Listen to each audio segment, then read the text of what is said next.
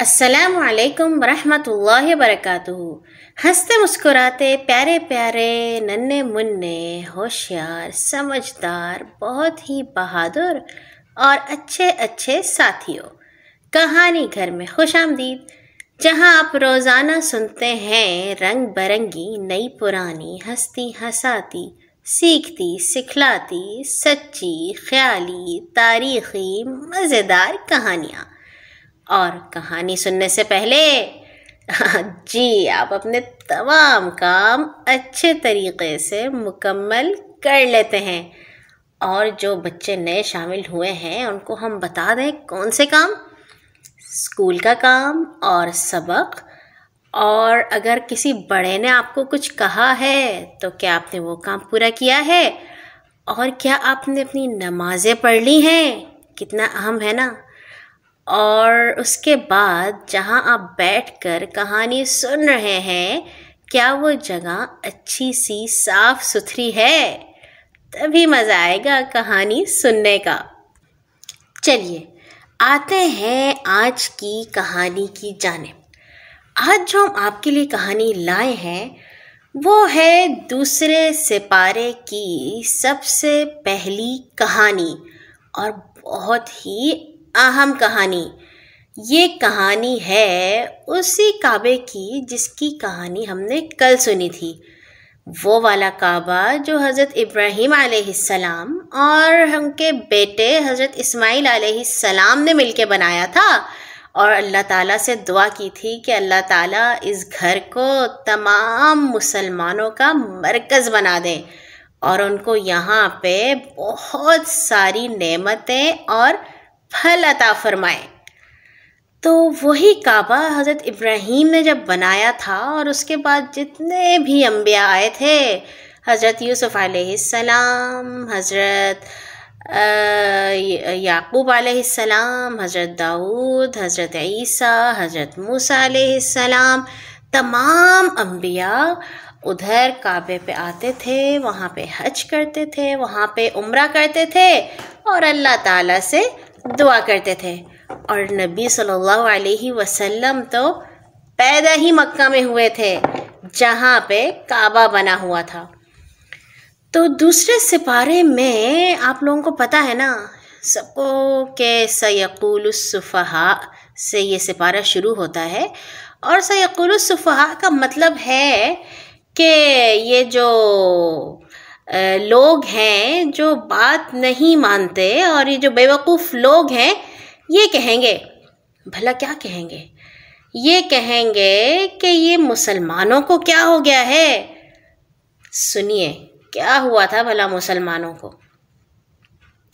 نبی صلی اللہ علیہ وسلم جب مکہ میں رہتے تھے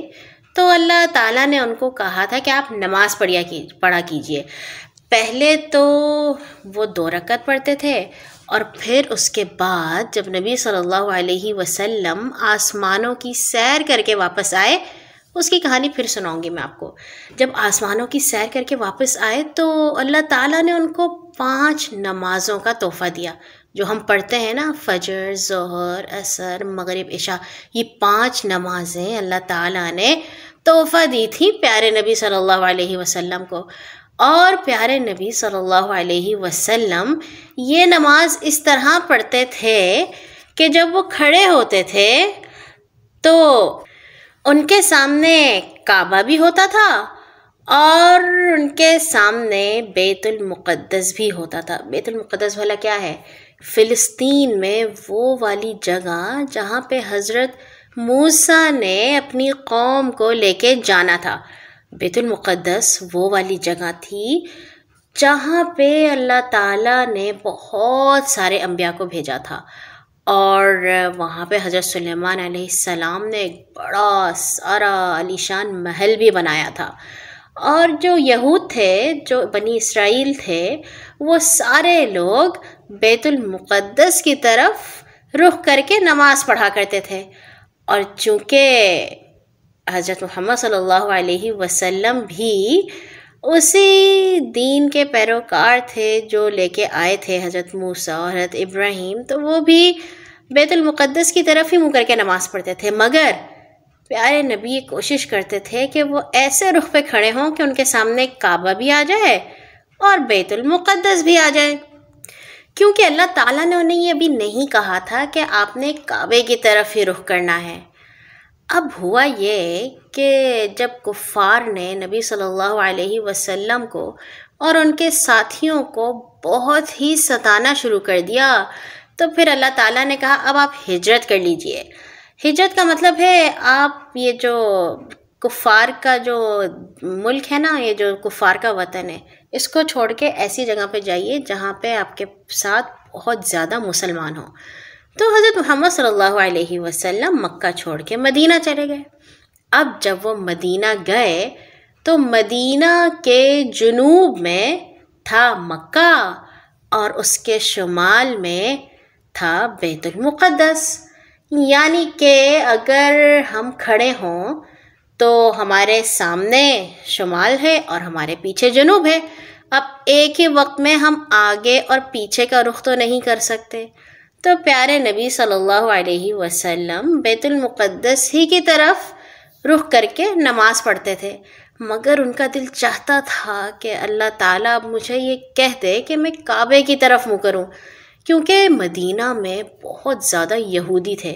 جو بنی اسرائیل تھے نا، حضرت موسیٰ علیہ السلام کی قوم، وہ بہت زیادہ مدینہ میں رہتے تھے، اور وہ کہتے تھے دیکھا یہ آپ ہمارے ہی تو دین کی پیروی کر رہے ہیں، ہم بھی بیت المقدس کی طرف رخ کرتے ہیں، آپ بھی اسی کی طرف رخ کرتے ہیں، تو پھر ہم اور آپ تو ایک ہی جیسے ہیں، آپ یہ کیوں کہتے ہیں کہ آپ کا دین الگ ہے اور ہمارا دین الگ ہے۔ پیارے نبی ان کو تو کوئی جواب نہیں دیتے تھے، مگر ان کا دل چاہتا تھا کہ وہ بیت المقدس نہیں بلکہ کعبے کی طرف یعنی کہ جنوب کی طرف رخ کر کے نماز پڑھیں، اور پیارے نبی بار بار آسمان کی طرف اپنا منہ کر کے یہ بات سوچتے تھے دل میں کہ پتہ نہیں اللہ تعالیٰ کب قبلے کی تبدیلی کا حکم دے۔ قبلے کا مطلب ہوتا ہے جس جگہ کے سامنے ہم رخ کر کے کھڑے ہوں، جیسے ہم کسی کا استقبال کرتے ہیں نا، سامنے سے کرتے ہیں نا، منہ پھیر کے تو نہیں کرتے، تو قبلہ ایسا ہوتا ہے جو ہمارے بالکل سامنے ہو، اس کو کہتے ہیں قبلہ۔ تو جب سورۃ بقرہ میں اللہ تعالیٰ نے کعبے کی کہانی سنائی اور یہ بتایا کہ حضرت ابراہیم علیہ السلام اور حضرت اسماعیل علیہ السلام نے مل کے کعبہ بنایا تھا، تو پھر اس کے بعد دوسرے سپارے میں اللہ تعالیٰ نے حکم دیا کہ اب آپ کعبے کی طرف رخ کر کے نماز پڑھیں گے اور بیت المقدس کی طرف رخ نہیں کریں گے۔ یہ بھلا کس طرح ہوا تھا، سنتے ہیں۔ جب نبی صلی اللہ علیہ وسلم مدینہ آ گئے تو اس کے 1.5 سال بعد، تقریباً 17 یا 16 مہینے بعد، اللہ تعالیٰ نے وحی نازل کی، آیات نازل کی، اور اس میں اللہ نے کہا ہم دیکھ رہے ہیں بار بار کہ آپ آسمان کی طرف منہ کر رہے ہیں، ہم ضرور آپ کو پھیر دیں گے اس قبلے کی طرف جس میں آپ کی خوشی ہے، تو ابھی آپ پھیر دیجئے اپنا چہرہ مسجد حرام کی طرف۔ چنانچہ نبی صلی اللہ علیہ وسلم جو اس وقت قبیلہ بنی سلمہ کی مسجد میں ظہر کی نماز پڑھا رہے تھے، اور اسی نماز میں یہ وحی نازل ہو گئی، یعنی کہ اللہ تعالیٰ نے کہا کہ آپ کا رخ شمال کی طرف ہے، سامنے کی طرف ہے، آپ اپنا رخ پیچھے کی طرف کر لیجئے، جنوب کی طرف کر لیجئے۔ نبی صلی اللہ علیہ وسلم ظہر کی نماز پڑھ رہے تھے نا، 4 رکعتیں، 2 رکعت پڑھ چکے تھے، 2 رکعت باقی تھیں، انہوں نے فوراً ہی اپنا رخ پھیر لیا، آگے کے لوگ پیچھے ہو گئے، پیچھے کے لوگ آگے چلے گئے، اور تمام لوگوں نے بھی آپ کی طرح اپنا منہ پھیر لیا۔ اب وہ مسجد جہاں پہ یہ ہوا اس کا نام ہے مسجد القبلتین۔ ابھی آپ کبھی مدینہ جائیں نا، یا آپ انٹرنیٹ پہ سرچ کریں تو وہاں پہ آپ کو ملے گی ایک مسجد ہے جس کا نام ہے قبلتین۔ قبلتین کا مطلب ہے 2 قبلوں والی، ایسی مسجد جس میں آدھی نماز شمال کی طرف رخ کر کے پڑھی گئی اور آدھی نماز جنوب کی طرف رخ کر کے پڑھی گئی۔ اب قبلہ تو ہو گیا تبدیل،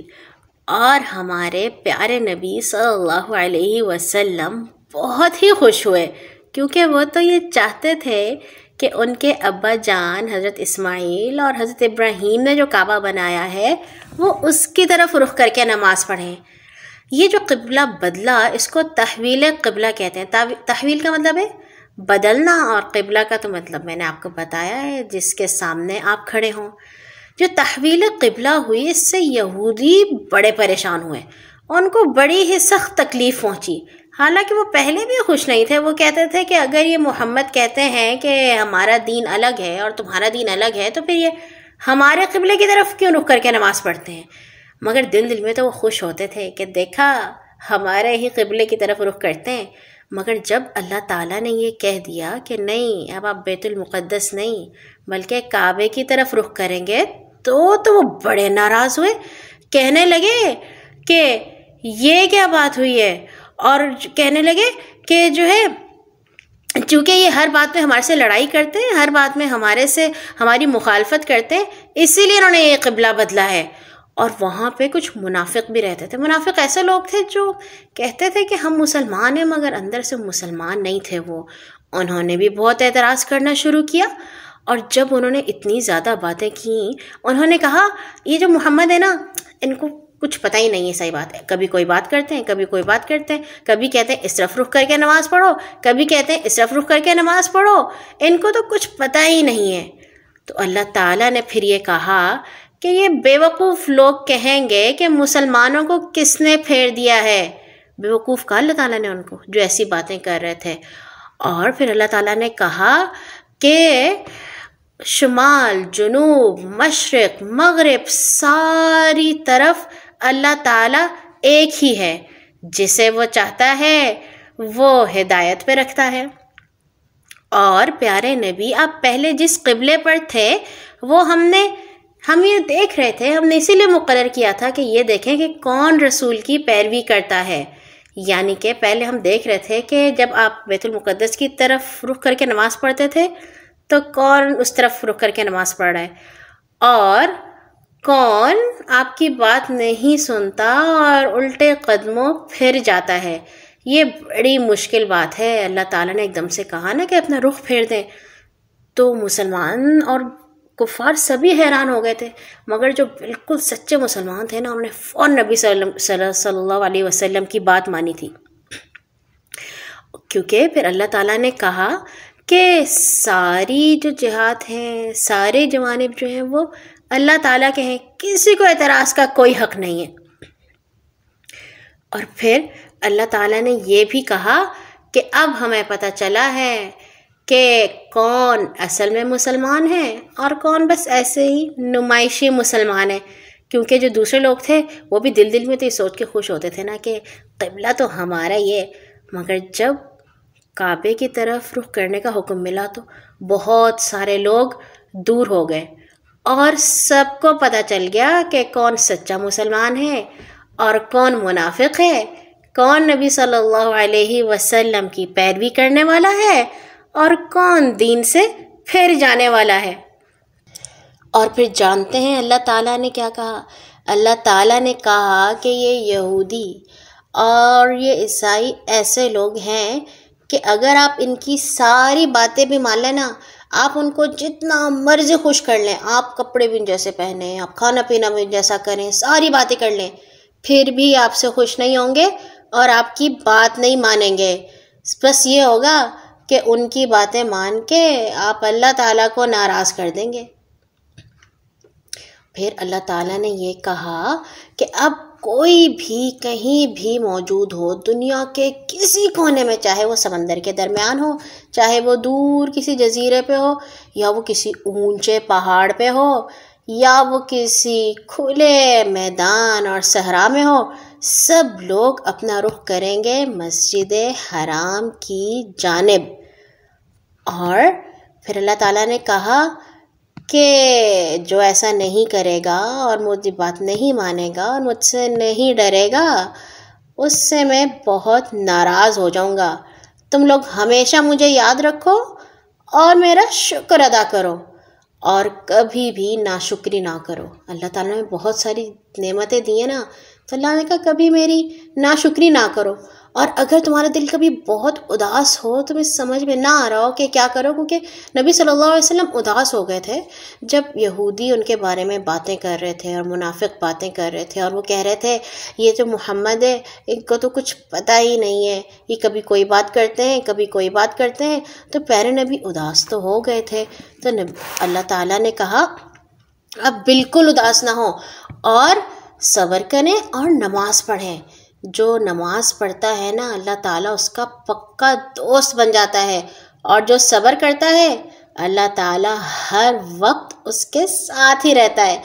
پھر اللہ تعالیٰ نے کہا کہ ہو سکتا ہے کہ آپ کو کوئی مشکل ہو، کبھی آپ کو ڈر لگے، کبھی آپ کو بھوک لگے، کبھی ایسا ہو کہ آپ کے پاس کھانا پینا ختم ہو جائے اور پیسے ختم ہو جائیں،